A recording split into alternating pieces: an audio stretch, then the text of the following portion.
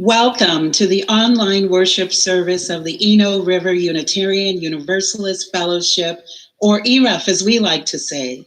My name is Reverend Jacqueline Brett, and whoever you are, wherever you come from, whatever your race, gender, or whomever you love, wherever you are in your spiritual journey, we welcome you here to this beloved community.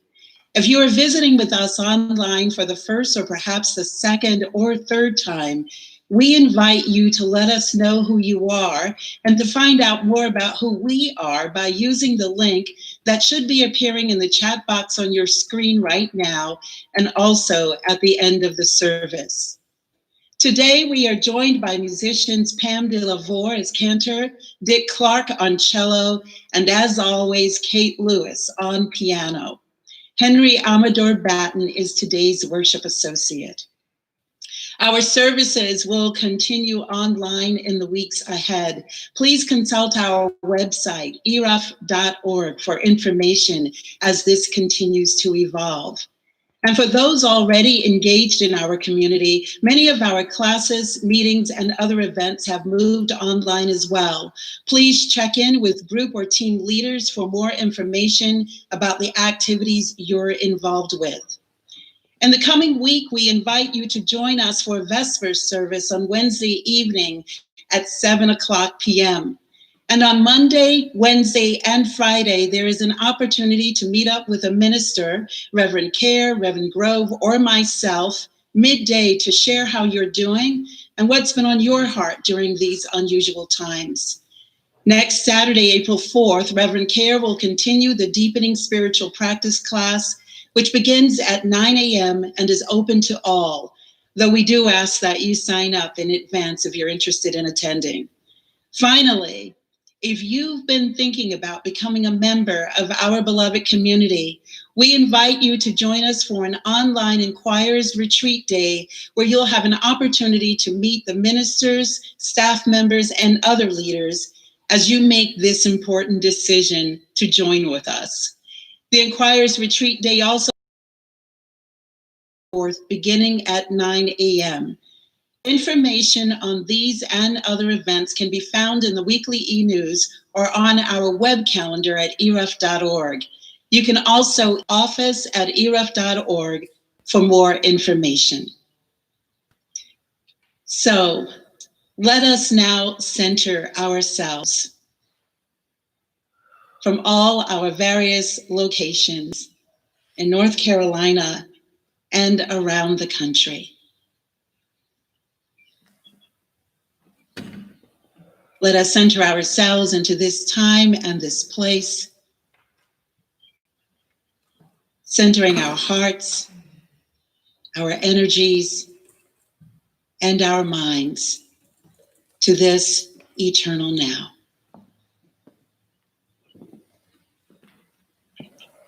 Let us begin worship.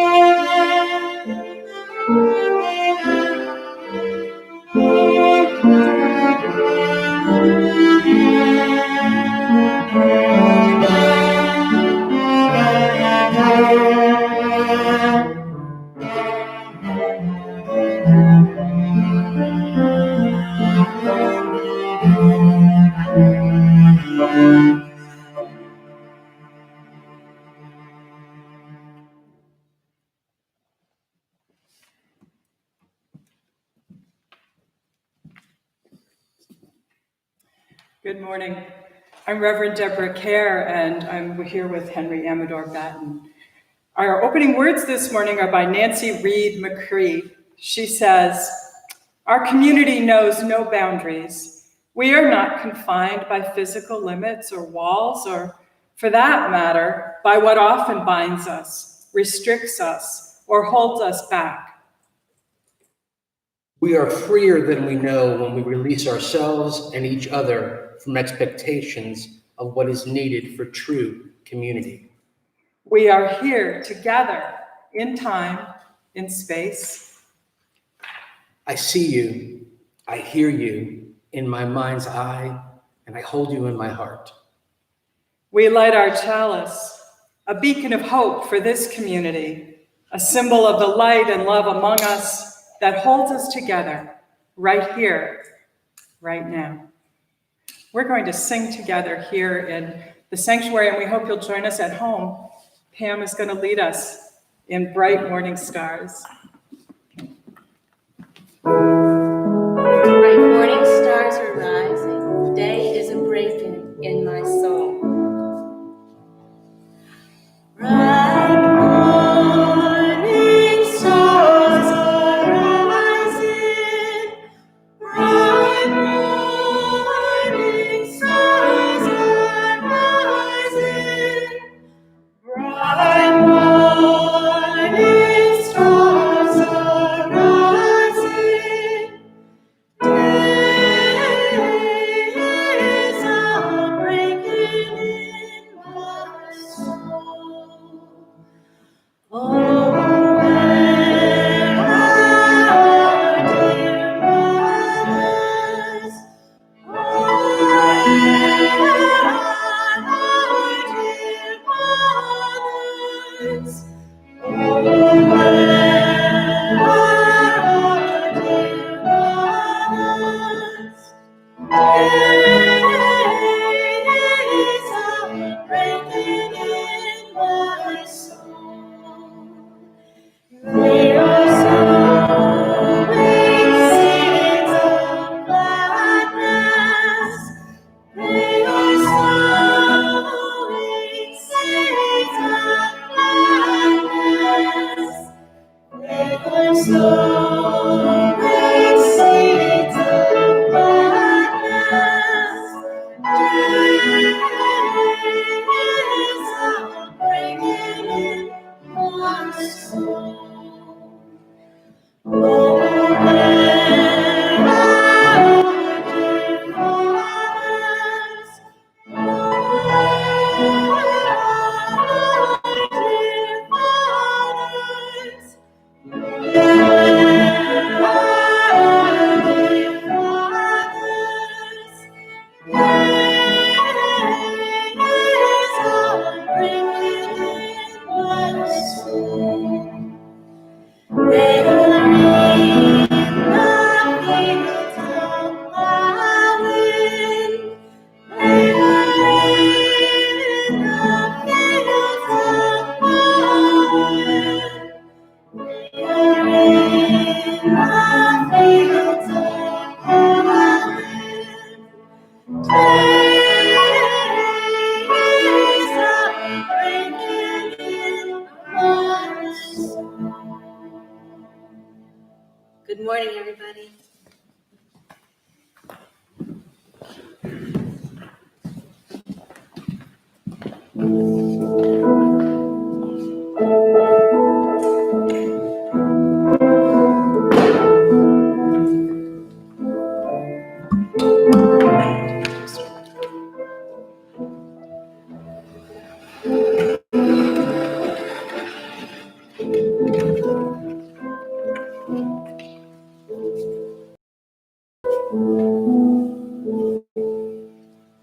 Good morning. I am Julia Tyler. I'm the Director of Religious Education here.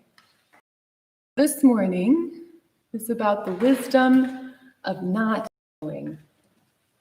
Now, what is that? The wisdom of not knowing?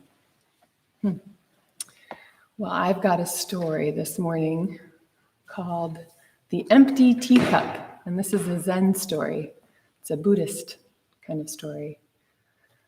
The story begins like this. There once was a professor named Sophie, and Sophie studied religions.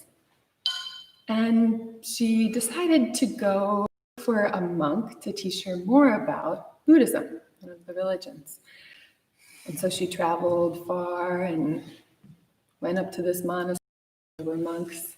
And in the garden outside, she saw a monk planting seeds and growing vegetables and flowers. And she said, "Hello, I am a professor, and I am hoping you can teach me more about religion. And I've read all these books and I've taken a lot of classes, and I'm thinking you might be able to teach me some more."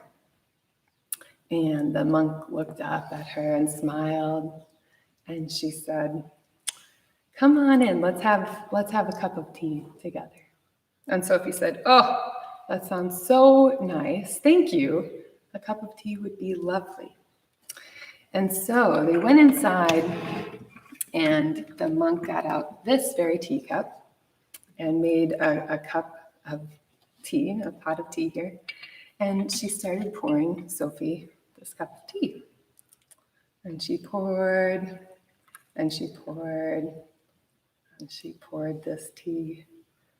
Oh boy, can you see what's happening? And she kept pouring this tea. Can you imagine how Sophie was feeling? Oh boy, she kept pouring this tea. Oh, until Sophie said, "Stop! What are you doing? This cup of tea is all the way full. There's no more space for any more tea to go in." And the monk smiled and said, "Ah, yes, exactly. That is also the case with you, sweet thing. Your mind is already very full. It's already full to the top with thoughts and ideas and opinions. You have to empty your teacup in order for anything new to go in. You have to empty your mind a little bit for there to be space for anything new to come in." Well, I think that story is true for all of us, too.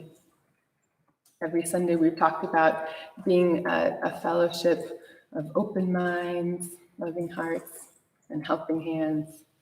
And this is part of the open minds, wanting to open our minds. In order to really open our minds, we have to make space. There has to be space in our teacups and our minds for new things to come in. And there are different kinds of not knowing things. There's the choosing to not know. We call that a beginner's mind. And you can try this yourself.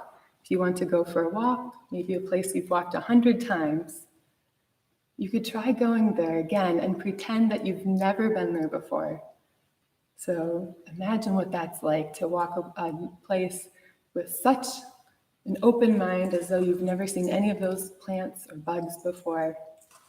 That's called beginner's mind. There's also the not knowing when you cannot know things. And I think that's what a lot of us are experiencing now with this coronavirus. And that's really hard. It's hard to have an empty cup that you want to fill up with things, and it's just empty. That's uncomfortable, and it's really challenging. There's so many things we don't know that we would like to know what's going to happen. But I can tell you, there are some really wonderful things that are happening right now. People are taking care of each other. There are people who need help, and there are other people who are offering their help. And it's really beautiful. People are sewing masks. People are giving their money to workers who've lost their jobs. People are bringing food to food banks so that nobody has to be hungry. And guess what? In Durham public schools last week, there were 200 families that needed a meal over the weekend.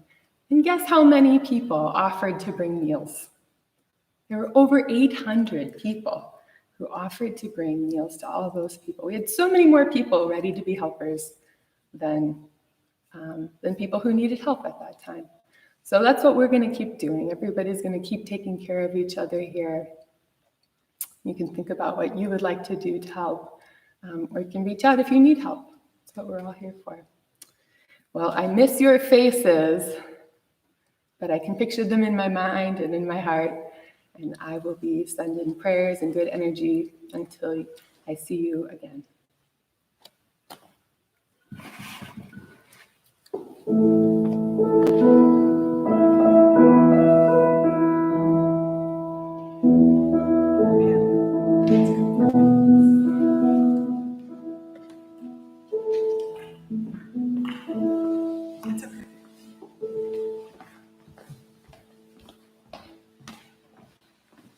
Comfort me, oh my soul. This is a current song.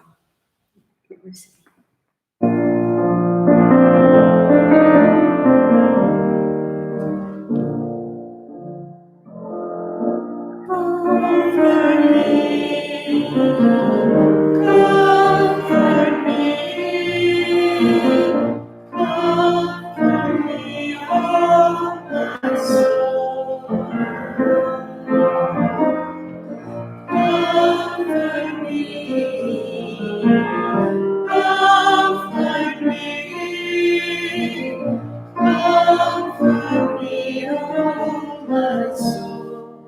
Sing with me. Sing with me. Sing with me. Sing with me, oh my soul, my soul. Sing with me. Sing with me. Sing with me, oh my soul. Speak for me. Speak for me. Speak for me. Speak for me, oh my soul. Speak for me. Speak for me. Speak for me, oh my soul. Dance with me. Dance with me. Dance with me. Dance with me, oh my soul. My soul, my soul. Dance with me. Dance with me. Dance with me, oh my soul, and comfort me. Comfort me. Comfort me. Comfort me, oh my soul. Comfort me. Comfort me. Comfort me, oh my soul.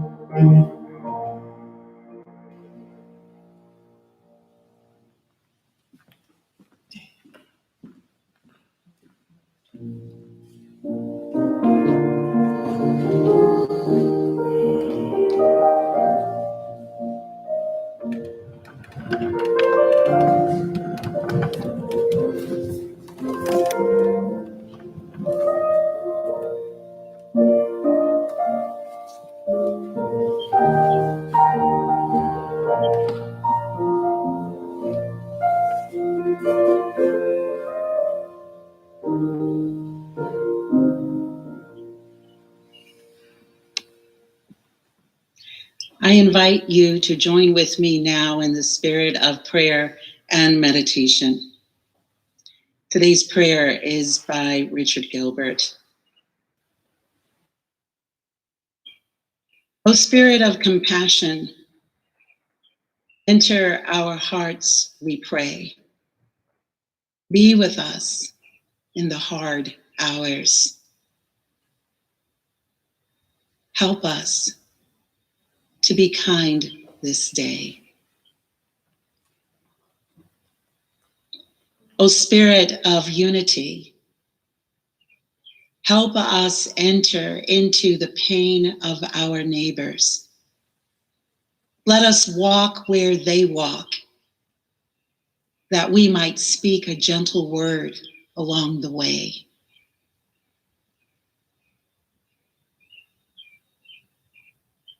O Spirit of love, enlarge our sympathies toward all troubled folk. Let us be generous of heart, that we might forgive and be forgiven.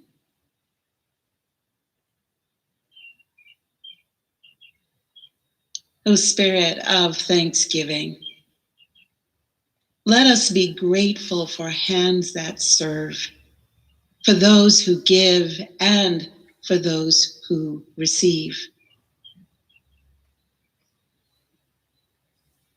O Spirit of life, let us walk together in our weakness, that by treading the path together, we may be made strong.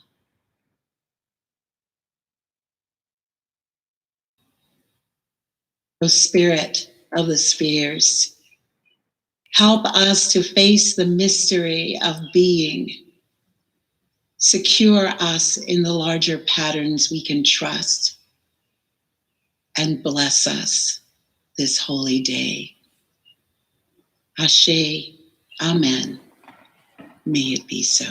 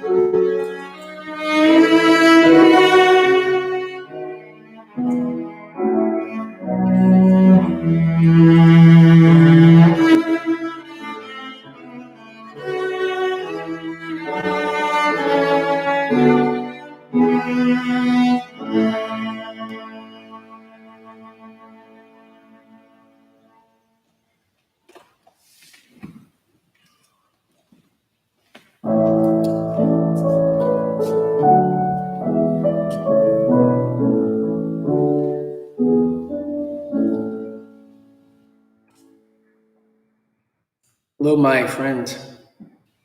Today I'm going to read a poem by Lynn Unger. She's a Unitarian Universalist minister and a poet, and this piece is entitled Toilet Paper. How many rolls of toilet paper will make you feel safe? How many bottles of Purell? How much peanut butter or pasta or bread or beer? How much money will make you feel secure? $10,000? $1 million? How about $1 billion and a yacht? At what point do we say, I have what I need? Ask the Buddha. He says, it is the nature of all things to change. It is the nature of all beings to suffer. And it is the nature of all beings to die. How many rolls will make you feel safe? Wouldn't it be better if you yourself were multi-layered and soft and strong?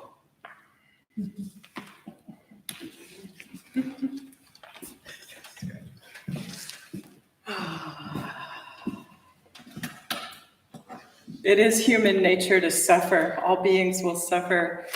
You might be suffering from pine pollen, or not even pine pollen, but just tree pollen and all the pollen that's out there. We're covered with it here. We're quite gritty, and we're also covered with Clorox wipe liquid solution. So We're all just in our little ways, large and small, in this together, aren't we? It's so good to be together. Last Thursday, my husband and I went for a long walk. We finally got out of the house together. We went for a long walk. And then we went to Costco to buy a roasted chicken for dinner. It was just going to be a quick in and out kind of a thing.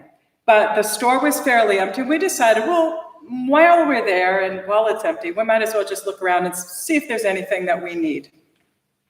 Because we really hadn't been there in a long time, because I just don't like to grocery shop.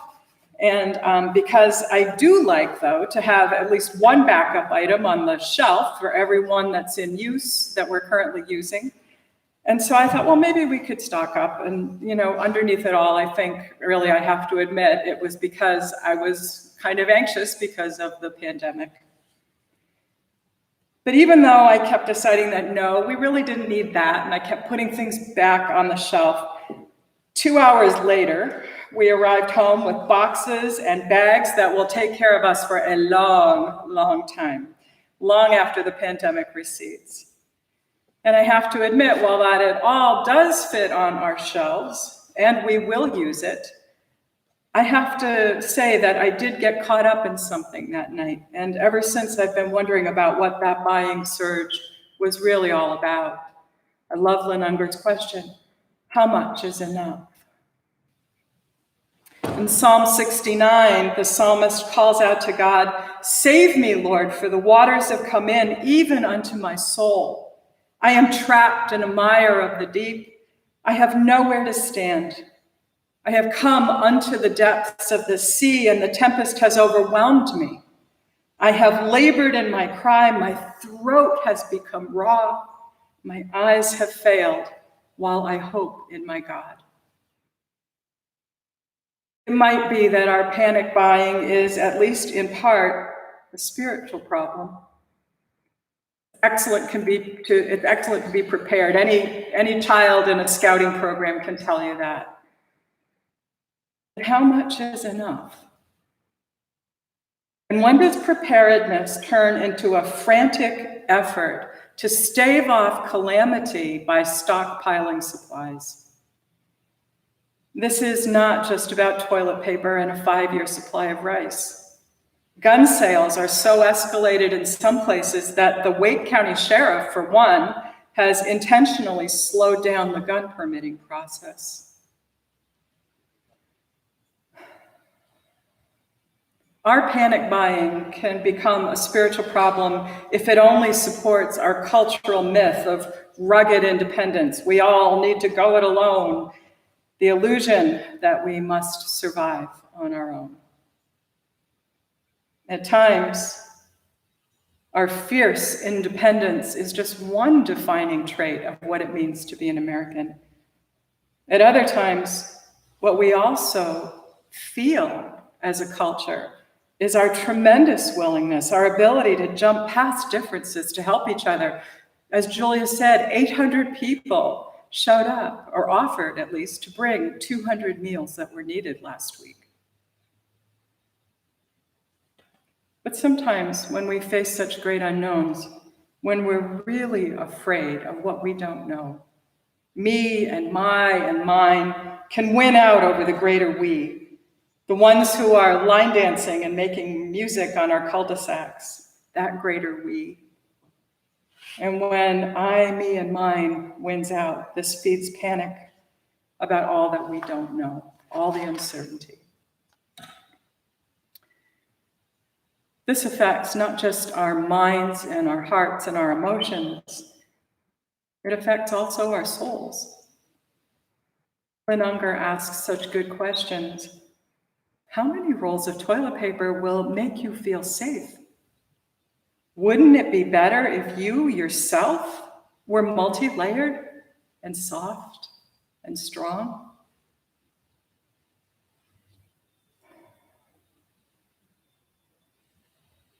Sometimes in the middle of filling our shopping carts, whether in a real store or online, we might pause and ask ourselves some questions. Questions like, what am I doing? Do I really need this? How am I going to use this? Would I be willing to share this? Is this really going to support the well-being of my whole person? Or is this somehow going to reinforce a reality that I really don't want to be mindlessly caught up in? These are good questions. And yet we might need to first make some more room inside our minds and hearts in order to even be able to hear the answers. This is the version of the Zen story that I know. The seeker went on a long journey to find a great teacher. And when he arrived and finally sat with the teacher, the seeker was so excited that he just couldn't stop talking. He talked and he talked and he talked until the master, not saying a word, simply mirrored back his actions to himself, to the seeker. And he poured the tea until it splashed over the seeker's cup and onto the seeker himself. How can you receive anything, the master said, if you don't even have room inside to take it in? Mirabai Starr has taught philosophy and world religions, and she's a respected contemporary spiritual teacher. And she offers us this breathing practice, a way to get in touch with the space inside, the spaciousness that we have inside, and sometimes the constriction that we have inside. So what we're going to do this now. We're going to take 3 breaths. And as we breathe in, we're going to breathe in until we're just going to keep breathing in and breathing in and breathing in. And then we're going to hold it for as long as we can. And then we're going to breathe out for as long as we can and pause as long as we can before taking in the next breath. So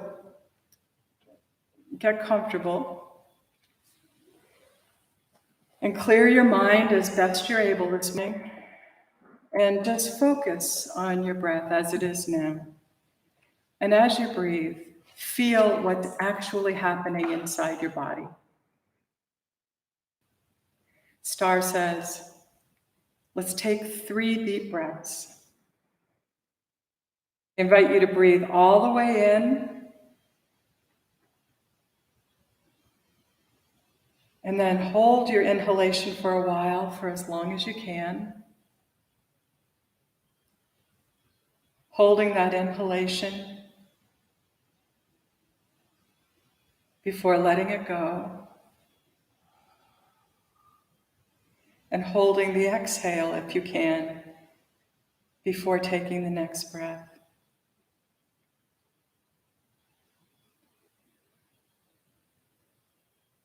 And continue doing this at your own pace.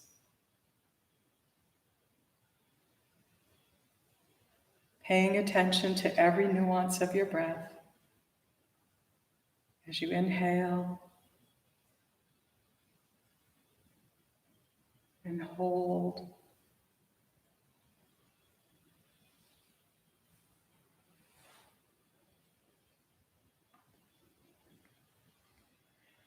And exhale and hold.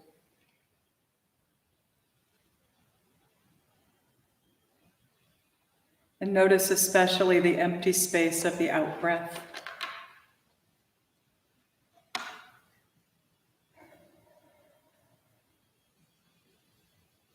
And as you breathe, feel your attention pouring into the container of this moment. So that you are fully inhabiting your own dear body in this precious moment.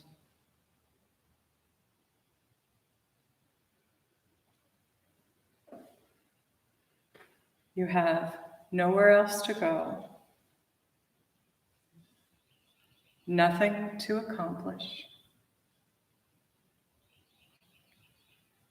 You are giving yourself the gift of being fully present, of resting right here, right now.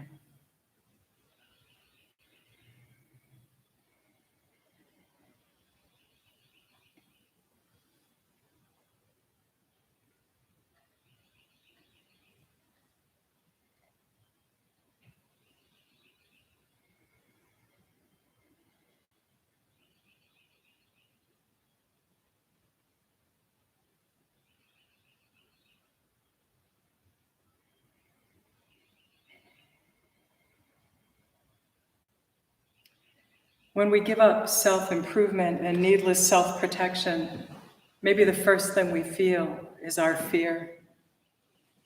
Will there be enough air? Yes, right now there is. And we can rest in that breath. And as we breathe, we can experience how much room, how much space we have inside. And as we continue to breathe, we might find that that space is not painfully bare or barren or empty.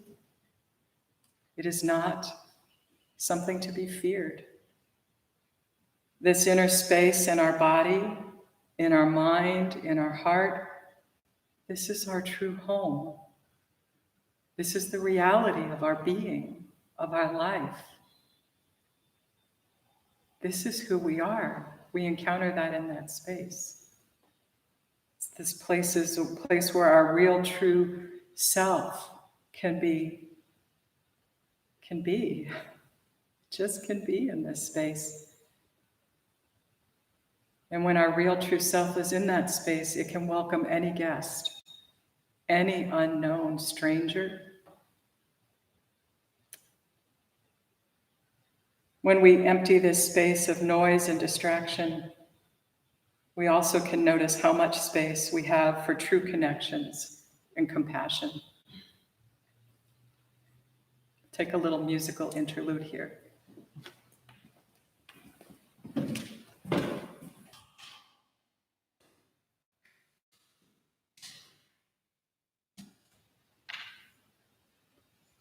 This was written just last week by a man named Paul Williams. When you go out and see the empty streets, the empty stadiums, the empty train platforms, don't say to yourself, it looks like the end of the world. What you are actually seeing is love in action. What you are seeing is that negative space. It's how much we do care for each other, for our grandparents, for our immunocompromised siblings, for people we will never, ever meet. People will lose jobs over this. Some will lose their businesses. Some will lose their lives. All the more reason to take a moment when you are out and about on your walk, or on the way to the store, or just watching the news, to look into the emptiness and marvel at all of that love. Let it fill you and sustain you. It is not the end of the world.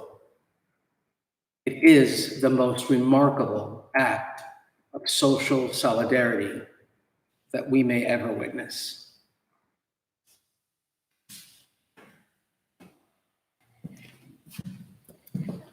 The most remarkable act of social solidarity that we may ever witness. All that empty space as an act of love, that is quite stunning. That empty public space is similar to the inner spaciousness that's possible when we empty ourselves of the endless manufacturing of inner noise that we normally engage in. Our constant activity, our entertainment, our engagement with screens and the media, our constant movement, our constant going, our constant doing, and especially at times, our consuming. Giving ourselves a break from that, creating some spaciousness amid all of that, that can be a great act of love for ourselves. When we pause and breathe, whatever pattern you breathe in to do that. When we pause and get calm, when we're breathing in our own body, often then we're able to feel a sense of connection with others. And what fills the space between us, the way that air fills our lungs, is compassion. We experience the fullness and the reality, too, of our interconnection, our interdependence. In these times when we have those feelings, we might have a sense of well-being. We might have the feeling that we're loved by other people, by God, by life itself. A Franciscan brother from Ireland, Richard Hendricks, put it this way: all over the world, people are slowing down and reflecting. All over the world, people are looking at their neighbors in a new way. All over the world, people are waking up to a new reality, to how big we really are, to how little control we really have, to what really matters: love. When we get to this place of spaciousness, this place of compassionate love, when we call our loved ones, it's out of love, it's out of this great compassion, and it's not so much out of anxiety. And sometimes we're able to laugh together despite the circumstances all around.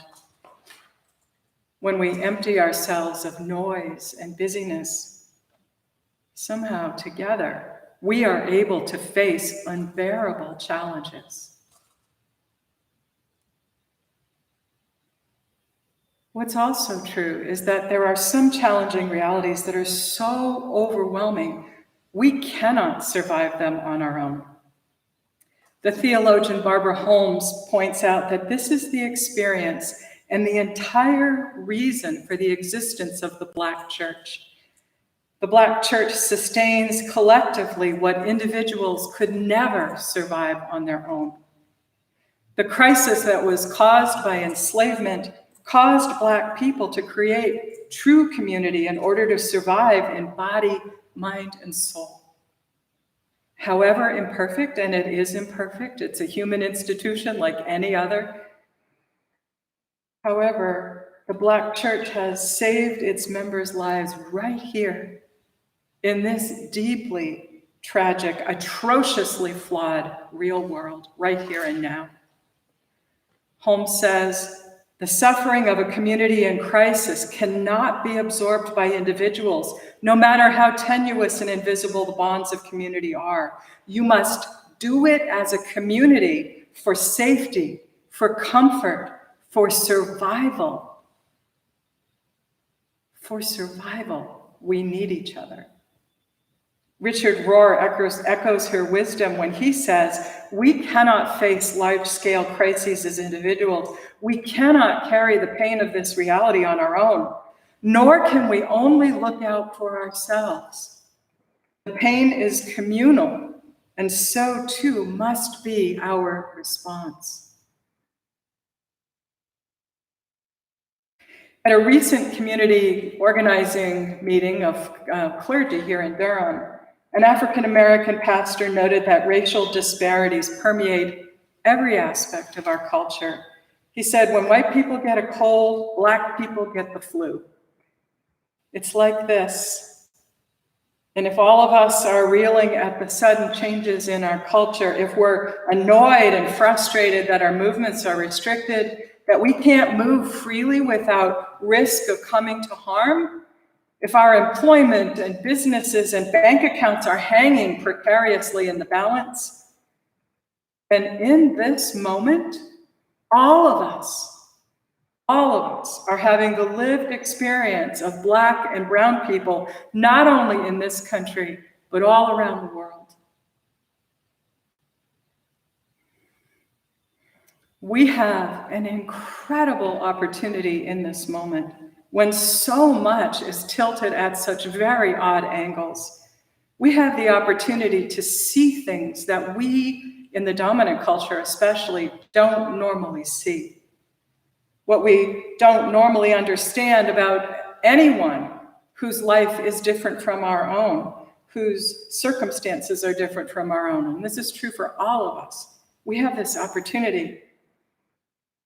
And we have the chance, as we're about to start putting things back into order, to change the order. Just as Congress made unprecedented, unthinkable moves last week to save the economy from collapse, we can do that with our existing institutions as well.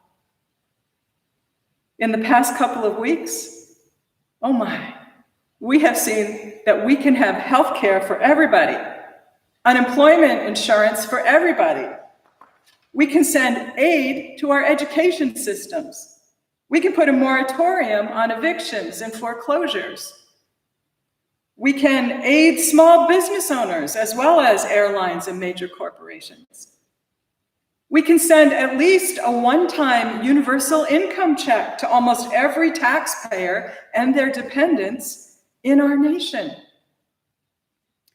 And if this is what it takes to get us back on track, then this is probably what we should be doing on a regular basis. We don't know how racial disparities will show up after coronavirus, but we can guess that they might show up in disparity around the recovery of jobs and the recovery of wealth. What do we need to do to prevent these disparities? We have the opportunity right now. And in this broken open moment, when we're reeling from all of this, we might also acknowledge that the problems of this same magnitude also exist around climate change and around our planet as well. If coronavirus leaves some human beings unable to breathe, our planet has similar diseases in desecrated places around the world, and they are all interconnected. There is no such thing as a diseased part of the planet over there someplace. We're all in this together, and we need all our capacity to be able to face the size of these issues and create a worldwide commitment to making changes that make it more equitable and sustainable for all the world's people, all the world's living beings. Psychotherapist and spiritual director and teacher Estelle Frankel points out that in both psychotherapy and spiritual direction, it's when we let go of everything we already know so clearly and so well that transformative change is able to come in through our intuition. Intuition is real. It's an ability that we all have, whether we know how to use it or not. Intuition is, however, more than tossing out hunches. It's more than believing whatever is convenient, whatever supports your own ego. There is a knowing that comes to us at times that is beyond any knowledge, any wisdom than what we've already got. It's not a process that's linear, it's not logical, and it's valuable. It's a valuable part of what it means to be human. It's a valuable capacity. This especially comes to us in relation to other people. When we're thinking about someone a lot and they get in contact with us, that's because we have this connection between us. Real intuition comes to us out of mystery, out of what we don't know, but what is real nonetheless. It's already active between us. And when it lands, we know it because it feels as though everything just falls into place, like the way pieces settle into a kaleidoscope and we see a beautiful pattern. To access our intuition, it helps immensely to give ourselves some spiritual breathing room, some space to encounter what we do not know, some spaciousness away from our wants and our fear. We clear those out and we make room for something more, something greater. So we can do this if we don't fill every moment of our day with ceaseless activity and addictive, panicked behaviors that aren't particularly balanced and healthy, that don't put us in a position to create sustainable success, that only serve to cast a fog over our actual situation.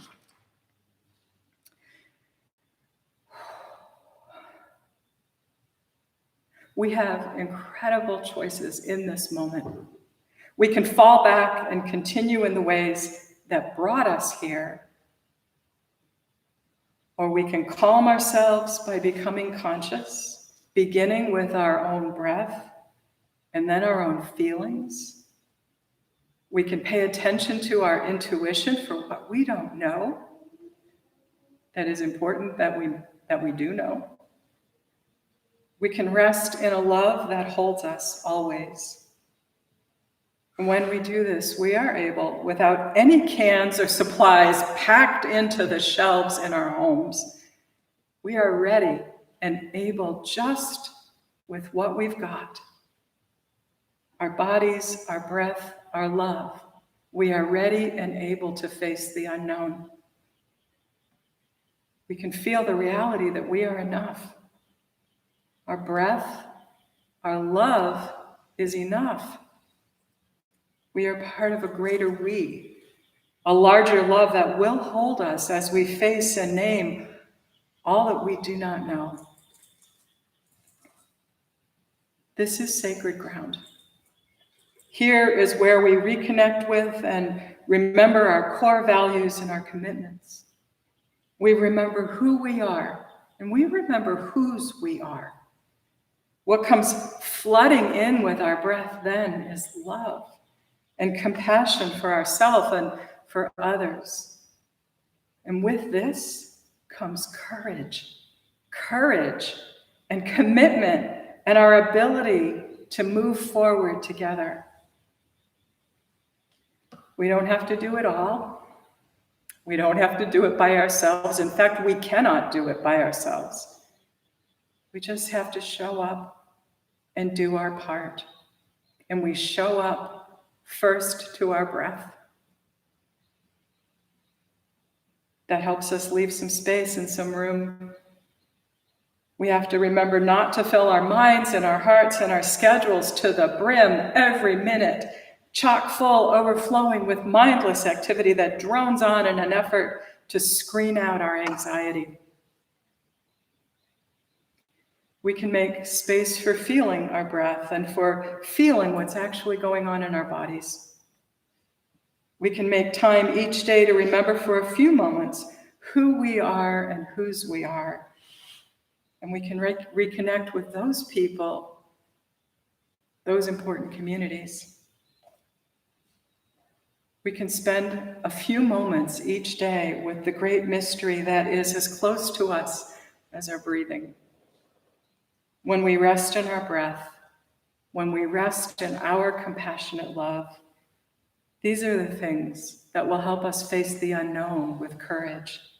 It will help us rebuild the world into one that is more beautiful and more equitable and more just, which is actually the basis for sustainability and a healthy future for all of us, everyone included, no exceptions, no one left behind. May it be so. Blessed be. Amen.